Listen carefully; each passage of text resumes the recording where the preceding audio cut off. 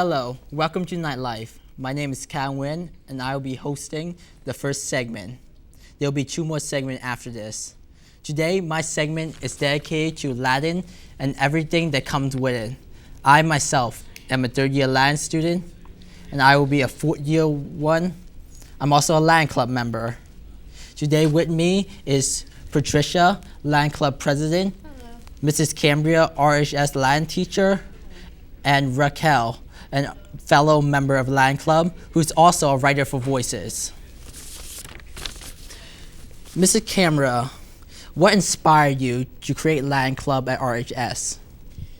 Well, there's two probably major reasons in there. Firstly is that my deep and very, very profound love for Latin as a language. And secondly, I felt that my students needed this extra challenge, and that's why the club was created. Latin Club is also known as Junior Classical League at Reading High School.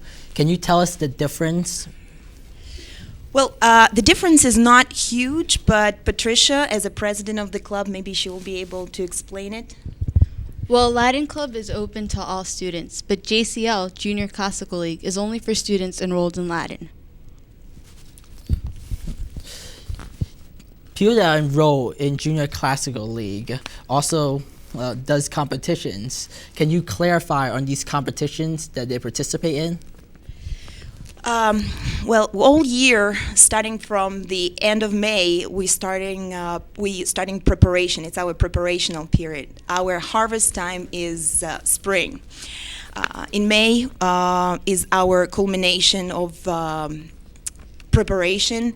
March is our national Latin exam, and we usually participate. Last year, we participated very aggressively, and the results were outstanding. We achieved all kind of results from the top, and I would say 30% of kids in our class were performing on level above the national average level. Then we have one-day competition at Dickinson College, which is fun and kind of like a warm-up before Penn State. And May is when we go to Penn State and compete with schools from all over the state on the state level. Can you tell us what happened at Penn State and what kind of competitions are performed there? Every student has to perform 3 academic testings. That's a mandatory thing. Then it's up to the ability of the student. They can also conduct art projects. They can do performing art. They can do sports competitions. Last year, our most significant thing that we did was oratory. And by the way, Patricia was, she had an amazing story in there. Patricia, do you want to tell your story? I walked into the oratory room, I performed my speech, and then once I got out, I could have sworn that I forgot a sentence. So I was freaking out the whole weekend and crying. And I would just be whining all day about how I forgot the sentence. But in the end, when they were announcing the winners and they said, first place, Reading, Patricia Paulino, I just started laughing. And everybody was just going crazy and saying, Patricia, you cried the whole weekend and you ended up winning first place. Latin Club membership have grown over the last year to about 47 members. Can you tell us the effect that Latin Club have on your students? Well, I would say friendship is the first thing.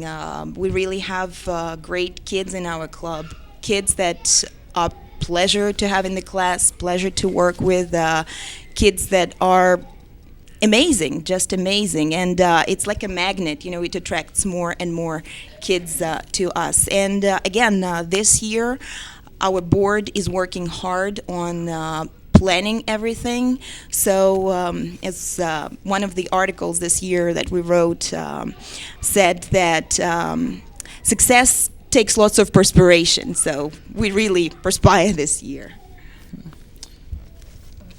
Patricia, would you like to say some words on that? Yes, I think after joining Latin Club, I've become more responsible. Like having to manage my homework and then club meetings, board meetings, and then all the assignments I've had to do. Like I've learned to manage my time faster, and I've had so many amazing experiences and memories in Latin Club. It's just great.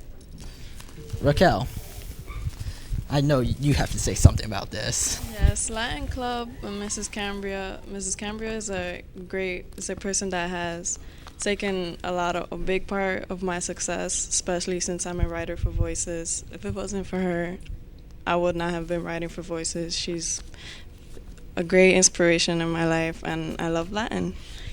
Thank you, Raquel. Thank you. Latin Club. Does this club participate in the community at all? Yes, we do. Last year, we were trying to do something special, but I guess we were not ready yet. So this year was lots of planning.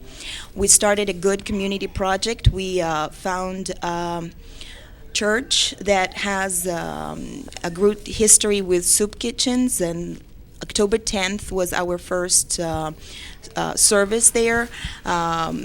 We're going to work with them also in February and probably later.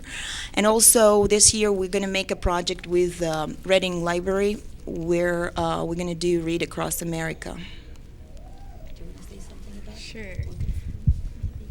The soup kitchen was such an amazing experience. I got to meet the people and help them out, and they were just so thankful. I can't wait to go back. Last year, a fellow Latin Club member, Chris Kissinger, received a scholarship for academic excellence in Latin. Can you tell us how such a scholarship can be achieved? Well, first of all, you have to be a senior, so it's you have to be a senior taking Latin. So it's probably can be you next year or can be you next year because you're both going to be senior. Not you, Patricia. You're not going to be senior yet. You have to maintain great academic standards in there. Christopher was a great student, and he maintained straight A's through all the years. And also, he contributed to lots of projects. During the Dickinson competition, his educational project, where he created a special presentation explaining how to use ablative case in Latin. I know it doesn't say a lot to major audience, but it was so phenomenal. It was so simple, but at the same time, everybody absolutely wowed it, and that probably was one of the things that made him to be the #1 nominee for the scholarship, and he got it.